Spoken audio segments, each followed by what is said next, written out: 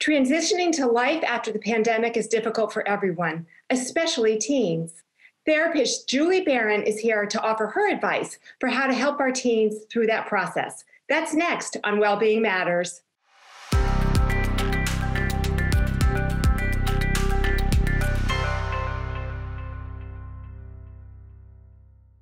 Thank you for tuning in to Wellbeing Matters. Both being a teen and raising a teenager can be challenging at times. And now we have adjusting to life after the pandemic adding to those challenges. Therapist Julie Barron has almost 30 years working with teens and families. Today, she'll offer her advice on how to support our teens through the process of adjusting to post-pandemic life. Julie, it's a pleasure to have you. Thank you for having me, Robin. And I just quickly want to say before we start that it's really meaningful for me to be here with the MCPS community as a product myself of MCPS. My mother is a retired teacher from MCPS. My husband works for MCPS, and my son is a recent graduate from MCPS. So I'm so glad to be able to give back in this way. A lot of connections there, Julie, and congratulations to your son and your family. Thank you. So what makes this adjustment so difficult, not only for our teens, but to be honest, for us as well? One of the things that I think is really helpful to understand is how our stress response works, neurobiologically speaking, because this is a process that is designed to protect us. And so we have a stress response that is located in the amygdala, which is the emotional center of our brain. It's like the very base, primitive part of our brain that helps to regulate keeping us safe. And it's the fight, flight, freeze response that most of us have heard of that. And it kicks into gear. And what happens when it kicks into gear is that it releases stress hormones into our brain and our whole body, which is why people tend to feel sick and tired and less motivated. It affects us in all kinds of ways. So when these stress hormones, cortisol and adrenaline, are on low levels, just pumped into our system ongoing, it creates this kind of stressful, state for us. The other thing that it does is it blocks the production of other neurotransmitters that are mood-enhancing transmitters. So this is why our teenagers are suffering so much with concerns, and many more kids and adults for that matter are depressed or anxious. Mm-hmm. It's really been a long haul. So what we need to do is be aware of that.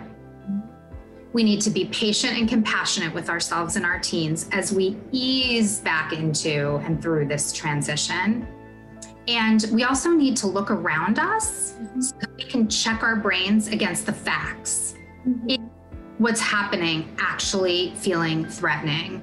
Or is our brain kind of on that autopilot trying to still protect us? So I hear you that neurobiology really plays a role in how we kind of perceive our environment and how we react. So a question that I have is there a key tool or strategy that you do have for supporting teens through this transition?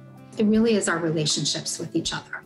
Mm-hmm. And we need the relationships, supportive relationships. We adults, teens in particular, are navigating relationships. And remember, they've lost a lot of their relationships over this last year. They don't have the time with their peers that are so resilience building and help them really at this stage of development with everything that they need to do to discover themselves and connect with communities.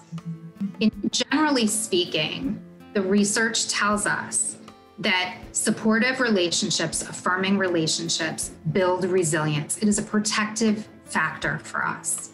The other thing too that I just wanted to mention, because I had read this and heard it, recently, for LGBTQ youth, those who had revealed and come out and shared openly with adults in their lives, there was a 40% reduction in the attempt of suicide for those youth who were received in an affirming and supportive manner. So it is critical that we are supportive of each other. A colleague of mine and I wrote a book called What Works with Teens for Professionals who are working with adolescents, because we feel like these are skills that can be taught and learned. And so there are 5 key skill sets and elements that make a relationship really supportive and will contribute to resilience. And that's respect, which is the valuing, really seeing something of worth in. Authenticity. Authenticity is living our lives in a way that matches internally what's real and true for us. And we are trying to teach our kids to find their true selves. And so we want to match our own authenticity so that we can elicit theirs. The next is kindness. And when we did our research, we found when we asked kids, for instance, you know, how do you know you have a good relationship with a teacher? They said they're nice, they're kind. And so kindness goes a long way. The next element is predictability. It's having a consistent way that we interact. It's having our youth be able to predict how we may respond. I mean, not exactly, but generally speaking, our limits are consistent, our expectations are consistent. We're consistent in how we treat teen to teen, different teens, right? So that's my like equality t-shirt here. And the last one is acceptance, which acceptance does not mean approval or agreement all the time. It just means acknowledging what is real and true for someone else. And validation is the way that we communicate a sense of acceptance. It makes that ability to guide them and offer support as well as suggestions or guidance in any way makes it much, much easier.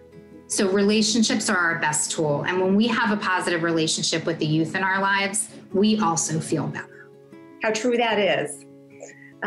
So what do we do if, we really do focus on the relationships, we try some of the strategies that you've recommended, but our teens are still struggling?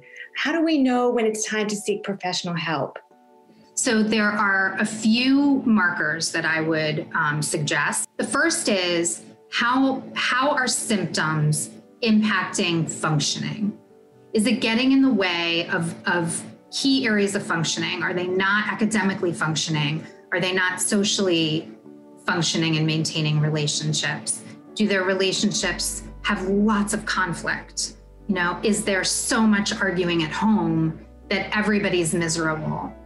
The next thing is safety. If anything is a safety concern for your child, if there is any sense that they're either hurting themselves or have thoughts about hurting themselves, it really makes sense to try to get that assessed and take action to get them some help, because we never want to take that for granted.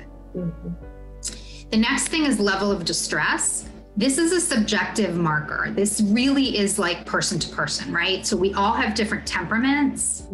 So if a teen or a child or an adult for that matter can't tolerate their own level of distress, it's intolerable for them, they're suffering, that is another indicator that professional guidance is needed and may very likely be very helpful. The very last thing with teens that I always like to add is when they tell us. So why do they need help? When they tell us they need help. If they're at a point where they are mustering the courage to tell us that they need help, it's probably the tip of the iceberg. And it also is so brave of them. And we want them to feel heard, and we want them to feel responded to. Yeah. I hear you. Those are some really important markers. And I can't thank you enough for being with us today on Wellbeing Matters. So thanks for being My pleasure. Thank you so much for having me. Yeah. MCPS staff, please remember that the Employee Assistance Program is here for you and your family members, offering no-cost confidential counseling. If you're not an MCPS staff member, please reach out to a licensed mental health professional. Most importantly, we want you to know, Julie and I, that we wish you the very best as you navigate post-pandemic life. We hope that you take care of yourselves and be well, everyone. Bye-bye.